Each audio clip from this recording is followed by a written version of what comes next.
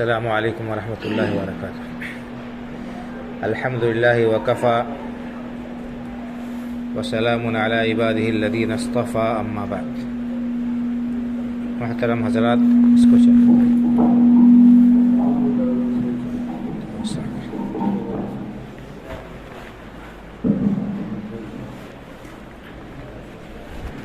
محترم حضرات، اللہ رب العالمین کے فضل و کرم اور اس کی توفیق سے ہم نے اس کے گھروں میں سے ایک گھر میں حاضر ہو کر ایک اہم فریضہ صلاۃ عصر ادا کیا۔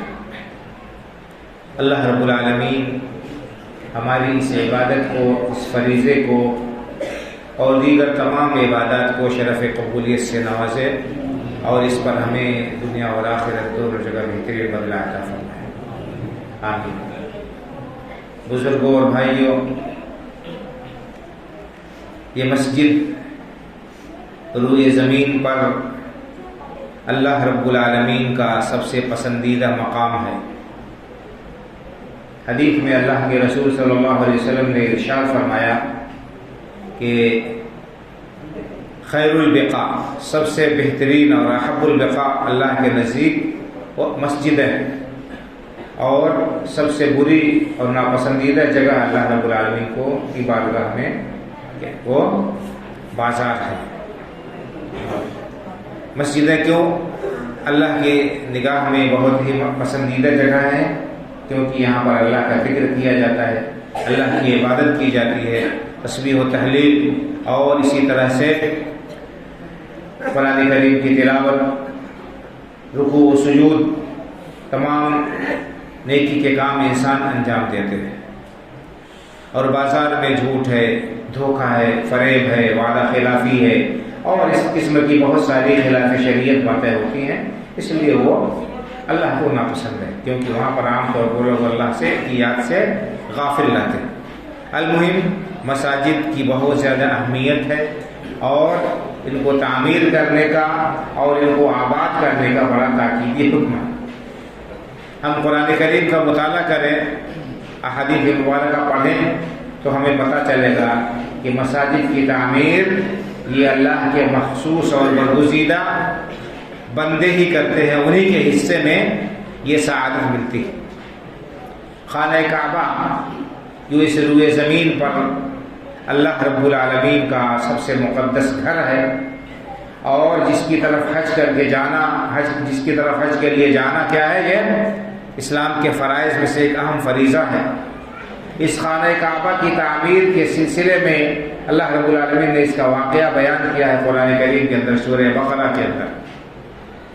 اللہ کی دو جلیل القدر بندوں نے، دو عظیم الشان ہستیوں نے اس خانہ کعبہ کی تعمیر میں حصہ لیا تھا، اللہ کے حکم سے انہیں بنایا تھا، اور اس عظیم خدمت کی انجام دہی کے بعد ان کا کیا تأثر تھا، ان کی کیا کیفیت تھی، اور ان کی کیا دعا تھی، اللہ رب العالمین نے اس سے بھی بیان کیا۔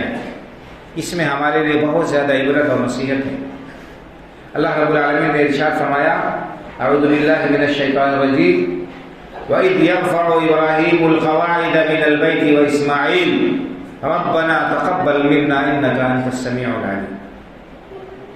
یاد کیجئے اس وقت کو جبکہ ابراہیم اور اسماعیل علیہ السلام خانہ کعبہ کی عمارت بنا رہے تھے، تعمیر کر رہے تھے، اس کے ستونوں کو بلند کر رہے تھے، اور اس وقت انہوں نے دعا کی، ربنا تقبل منا انک انت السمیع العلیم، اے ہمارے پروردگار تو ہم سے ہماری اس خدمت کو قبول کر لے، یقیناً تو سننے والا اور جاننے والا ہے۔ اس دعا کے الفاظ میں غور کیجئے بھائیو اور بزرگوں، ہمارے لیے بڑی عبرت اور نصیحت ہے، خاص طور پر آج کے زمانے میں جب ہر چیز نمود و نمائش کے لیے ہو رہی ہے، اور ریاکاری اور دکھاوے کے لیے ہوتی ہے، شہرت طلبی کے لیے ہوتی ہے۔ ایسے وقت میں یہ آیت ہمیں آئینہ دکھاتی ہے کہ ایک مسلمان کو کوئی بھی نیک عمل کرتے ہوئے کیا طرز عمل اختیار کرنا چاہیے۔ اس کے دل کی کیا کیفیت ہونی چاہیے اور اس کے دل میں کیسے جذبات ہونے چاہیے۔ خانہ کعبہ جو اس روئے زمین پر اللہ کا سب سے مقدس گھر اور جس گھر کا حج کرنا اللہ رب العالمین نے صاحب استطاعت کے اوپر فرض قرار دیا ہے، اسلام کا 5واں رکن ہے، اس گھر کی تعمیر کی سعادت حاصل کرنا کتنی بڑی بات ہے۔ اس گھر کو بنا رہے ہیں تو اللہ سے رو کر دل دلا کر دعا کر رہے ہیں، اللہ نے وہ دعا نقل کی ہے۔ معلوم یہ ہوا کہ انسان کو اولا تو یہ کہ نیکی کی توفیق ملتی ہے تو اس پر اللہ کا شکر ادا کرے، اور اس کے بعد اس کام کو کر کے اس سے محض اللہ رب العالمین کی رضامندی مقصود ہو۔ صرف اللہ کو خوش کرنے کی انسان کو کوشش کرنی چاہیے، یہی جذبہ اس کے دل میں ہونا چاہیے، کس طرح ہمارا پروردگار ہم سے راضی ہو جائے۔ حضرت ابراہیم علیہ السلام کی یہ دعا ہمیں بتاتی ہے، اور حضرت اسماعیل علیہ السلام کی دعا سے ہمیں یہی سبق ملتا ہے، اور اس سے یہ بھی معلوم ہوتا ہے کہ گھر اللہ کا بنانا یہ بڑی سعادت کی بات ہے۔ اللہ کے رسول صلی اللہ علیہ وسلم کی سیرت طیبہ کو آپ پڑھیے اور دیکھیے کہ اللہ کے رسول صلی اللہ علیہ وسلم کے یہاں مسجد کی کتنی زیادہ اہمیت تھی۔ جب آپ ہجرت کر کے مدینہ منورہ تشریف لائے، آپ نے مدینہ آمد سے پہلے وہاں پر رہائش اختیار کرنے سے پہلے چند دن قباء کی بستی میں آپ نے گزارے تھے، تقریباً 14 دن۔ سب سے پہلے آپ نے وہاں پر مسجد کا انتظام کیا۔ مدینہ منورہ آئے تو آپ نے اپنے ازواج مطہرات کے لیے حجرے، اپنے لیے تعمیر، اپنے لیے گھر کی تعمیر سے پہلے مسجد کی تعمیر کی، اور مسجد نبوی کی آپ نے بنیاد رکھی، اور بنفس نفیس صحابہ کرام رضی اللہ تعالیٰ عنہم اجمعین کے ساتھ مل کر اس کی تعمیر میں حصہ لیا، ہر طرح سے اس میں آپ نے حصہ لیا۔ تو یہ بڑی سعادت کی بات ہے۔ اگر کسی کو یہ چیز حاصل ہوتی ہے تو اس پر اللہ کا شکریہ ادا کرنے کے ساتھ ساتھ اس سعادت پر اس کی قبولیت کے لیے بھی اللہ رب العالمین سے دعا کرتے رہنا چاہیے۔ ایسا نہیں ہے کہ مسجد جو ہے تعمیر کرتے ہیں اور اس کے بعد اس کی صفائی ستھرائی یا اس کی انتظام و انصرام کو جو ہے بس چند مخصوص لوگ ہیں وہی اس کی دیکھ ریکھ کرے، بلکہ اس کو سعادت سمجھتے ہوئے ہر انسان کو بڑھ چڑھ کر مسجد کی صفائی ستھرائی سے لے کر اس کی ضروریات کی تکمیل، اور سب سے بڑھ کر وقت پر مسجد میں حاضر ہو کر جماعت سے نماز ادا کرنے کی کوشش کر کے اس کو آباد کرنا چاہیے۔ یہ اہل ایمان کی علامت اور نشانی ہے کہ انما یعمر مساجد اللہ من آمن باللہ والیوم الآخر۔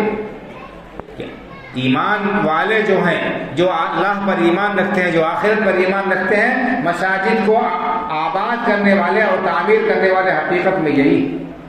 ایسا نہ ہو کہ ہم کنکر پتھر لگا کر اور ٹائل لگا کر مسجد بنا دیں، اس کا ڈھانچہ کھڑا کر دیں اور نمازوں سے ہم غافل رہیں، اور نمازوں میں جماعت میں ہماری حاضری کم رہے۔ یہ بڑے افسوسناک بات ہے۔ مسجدیں بڑی شاندار بن رہی ہیں، بڑی بڑی مسجدیں بن رہی ہیں، لیکن آباد کرنے والے بہت ہی تھوڑے ہیں۔ جیسا کہ شاعر مشیر نے کہا ہے، علامہ اقبال نے، کہ مسجد تو بنا لی شب بھر میں ایمان کی حرارت والوں نے، مسجد تو بنا لی شب بھر میں ایمان کی حرارت والوں نے، من اپنا پرانا پاپی ہے برسوں میں نمازی بن نہ سکا۔ تو یہ نہیں ہونا چاہیے کہ ہم مساجد کی تعمیر ظاہری طور پر ان کو جو ہے ان کی ڈھانچہ کھڑا کرنے اور اس کو جو ہے بنانے میں حصہ لیں، دلچسپی دکھائیں، اور ان کو آباد کرنے سے، نمازوں کے ذریعے سے، تلاوت کے ذریعے سے، رکوع و سجود کے ذریعے سے، اذکار کے ذریعے سے، بھلائی کے کاموں کے ذریعے سے اس کو آباد کرنے سے ہم غافل رہیں اور پیچھے رہیں۔ اور بھائیو بزرگوں، مسجد یہ اسلامی معاشرے میں ایک دھڑکتے ہوئے دل کی حیثیت رکھتی ہے۔ یہاں سے ہمارے ایمان کے لیے کرنٹ اور بجلی سپلائی ہوتی ہے، یہی سے ہمیں اللہ اور اللہ کے رسول صلی اللہ علیہ وسلم کی محبت کا درس ملتا ہے، یہی سے ہمیں اسلام کے مطابق زندگی گزارنے کا سبق ملتا ہے۔ یہاں سے ہم بہت کچھ سیکھ سکتے ہیں۔ اگر ہم پڑھیں مسجد نبوی کی تاریخ تو ہمیں معلوم ہوگا کہ یہ صرف 5 وقت کی نماز کا ایک مرکز نہیں تھا کہ لوگ آئے، اذان ہوئی اور نماز پڑھ کے اپنے گھر چلتے بنے، بلکہ اس مسجد، یہی مسجد تعلیم گاہ تھی، یہی مسجد دارالقضا تھی، یہی مسجد مہمان خانہ تھی، یہی مسجد اور بھی بہت سارے کاموں کے لیے جو ہے مسجد نبوی استعمال ہوتی تھی۔ ہم مسجدوں کے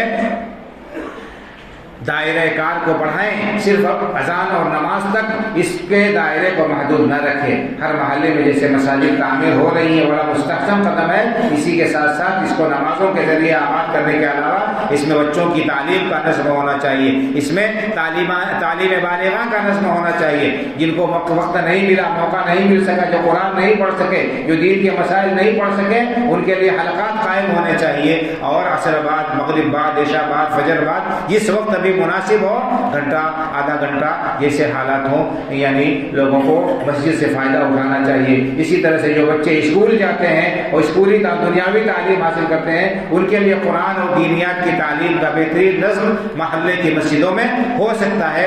ہمارے لیے ضروری ہے کہ ہم اس طرف توجہ دیں اور مساجد کے کردار سے ہم بھرپور فائدہ اٹھائیں۔ سعودی عرب کے اندر مکاتب جعلیات کے ساتھ ساتھ تحفیظ القرآن کے شعبے قائم ہیں، اور عصر سے عشاء تک 2 شفٹ میں وہاں پر پڑھائی ہوتی ہے، اور مدرسے اور اسکول میں پڑھنے والے جو بچے ہیں وہ عصر سے مغرب تک یا مغرب سے عشاء تک وہ وہاں پر قرآن کریم کی تعلیم حاصل کرتے ہیں۔ ہر سال ہزاروں بچے وہاں سے حافظ قرآن بن کر نکلتے ہیں۔ تو ہم اگر چاہیں اس مسجد کے افادیت کے دائرے کو بڑھانا تو ہم بڑھا سکتے ہیں، اور اس سے ہم پورے طور پر فائدہ اٹھا سکتے ہیں مختلف مناسبتوں اور مختلف جہاد میں۔ اللہ رب العالمین سے دعا ہے کہ اللہ تعالی ہمیں اس مسجد کو اور دیگر مساجد کو آباد کرنے کی توفیق عطا فرمائے۔ اللہ تعالی ہمیں ان سے پورا فائدہ اٹھانے کی توفیق عطا فرمائے، ان کی خدمت کرنے اور ان کو آباد رہنے کی سعادت نصیب فرمائے۔ اللہ تعالی ہماری چھوٹی بڑی عبادتوں کو شرف قبولیت سے نوازے، آمین۔ وآخر دعوانا ان الحمدللہ رب العالمین، وصلی اللہ علی نبینا محمد وعلی آلہ وصحبہ اجمعین، والسلام علیکم ورحمۃ اللہ وبرکاتہ۔